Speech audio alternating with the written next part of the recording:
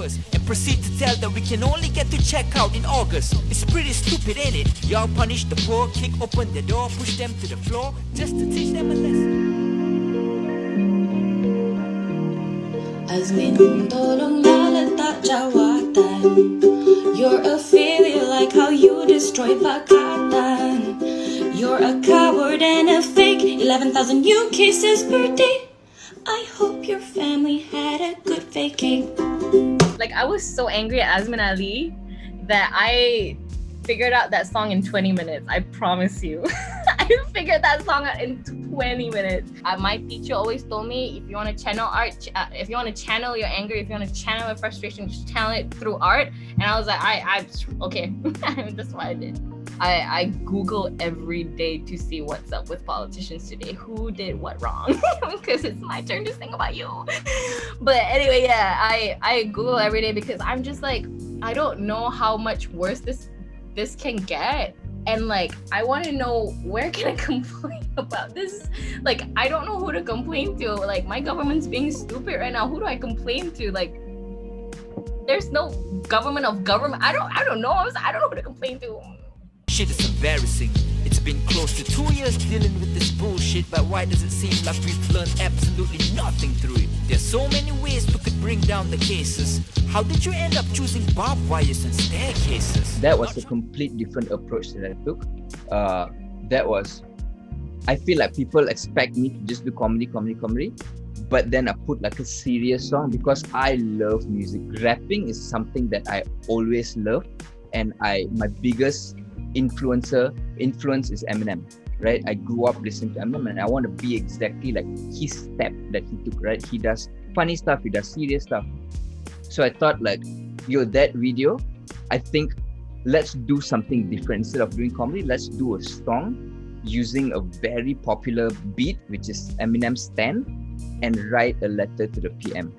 And I think as when I was writing, so I felt so relieved in a very weird way, because you can't reach out to the PM. You can't just, nobody's going to listen to you, right? The only way is you make your content, put your content out. When it gets the views, somehow I'm pretty sure people would forward the message, and these people would see these videos and all that stuff. The next generation, with the combination of the pandemic that's going on, everything is going to be online, and I think online is the best.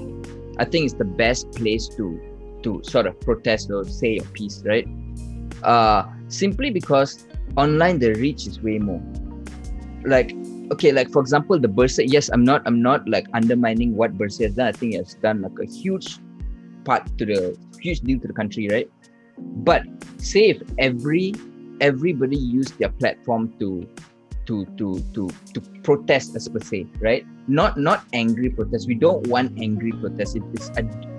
Yes, it works, but you also want in every style of protest, right?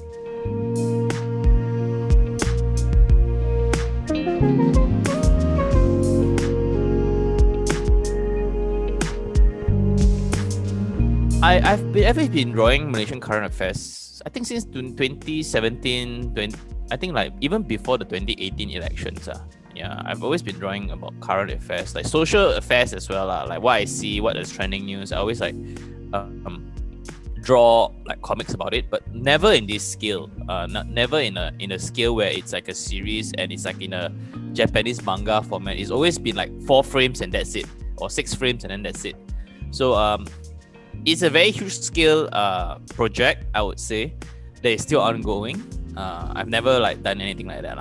Yeah. But I've always been drawing about social issues. I would say I have always been quite frequent back then. Then after that, I sort of like, after a while, I think back in 2019, I sort of like toned down a bit on the whole social issue stuff and tried to focus more on the more entertainment and lifestyle kind of like content.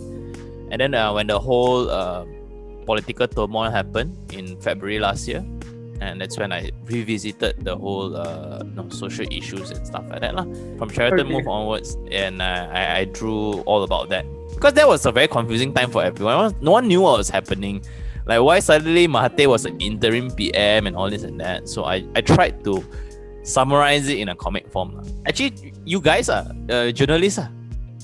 I actually have to see the news that you guys put out. You apart from TMI, there's also like Malaysia Kini, there's also the Star, Malay Mail, all these news portals that I actually have to go and check and refer back lah. Merah, hitam, kibat jangan diam, berkejut jadi pangang bila kita nak beradang. I think I've always written about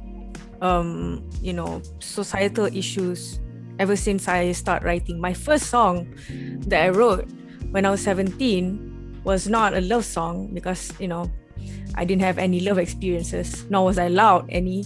So my first song was about the Israeli-Palestinian conflict, and I guess that sort of like gives you an idea of what kind of things I write about from the beginning. So I wrote like around 17-ish songs, and they were like things that people were angry about on Twitter.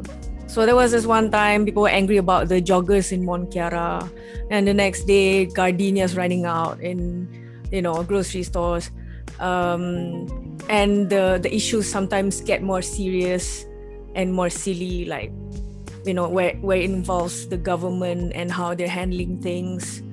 And I did that last year, and then I stopped because I found out I have bipolar and just decided to take a break. And then this year I started again. Bendera putih berkibar sana sini, mengharap kasih belas saudara-saudari, terpaksa merintih kerana para menteri. Semua mulut berbuih tipu sambil tuding jari.